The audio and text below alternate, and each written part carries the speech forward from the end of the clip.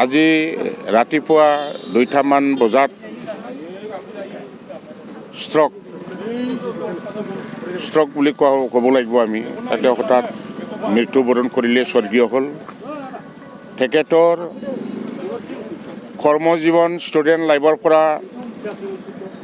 তেওঁ এজন গোসাইগাঁও আঞ্চলিক বড়ো ছাত্ৰ সন্থাৰ সভাপতি আছিল আৰু আমাৰ পশ্চিম কোকৰাঝাৰ আপচু কোঅৰ্ডিনেশ্যন কমিটি যেনেকৈ কোঅৰ্ডিনেশ্যন কমিটি সেই সময়ত আছিল আমাৰ গোসাইগাঁও আঞ্চলিক, কচুগাঁও আঞ্চলিক, চতুৰ্থ ইউনিয়ন আঞ্চলিক, দতমা আঞ্চলিক আৰু ৰামপলবিল আঞ্চলিক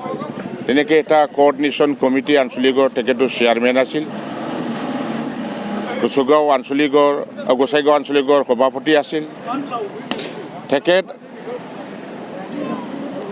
আজি হঠাৎ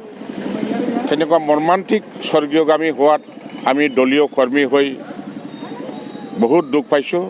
আৰু আজি আমি দলৰ কাৰ্যালয়ত তেখেতৰ আত্মাৰ সদ্গতিৰ কাৰণে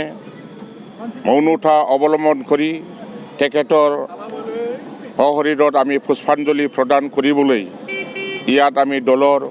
কেন্দ্ৰীয় কমিটি, জিলা পৰ্যায় কমিটি আৰু ব্লক পৰ্যায়ৰ কমিটি, ইউথ BPF, মহিলা BPF আৰু মাইনৰিটি চেল আৰু যিমান দলীয় কৰ্মী আছে যি উপস্থিত হ'ব পাৰিছে তেখেতসকলে আজি তেখেতৰ সশৰীৰত আমি অলপ পুষ্পাঞ্জলি দি তেখেতক পাৰ্টি কাৰ্যালয়ৰ পৰা আমি বিদায় দিয়া হ'ল। তেখেতৰ যিটো আত্মা যাতে স্বৰ্গত আশ্ৰয় পায় তাৰ কাৰণে আমি তেখেতৰ সদ্গতিৰ কাৰণে দলীয় কাৰ্যালয়ত আমি প্ৰাৰ্থনা আমি কৰিলোঁ যাতে সদ্গতি লাভ কৰে আৰু তেখেতৰ পৰিয়ালবৰ্গত আমি আমাৰ দলৰ যিটো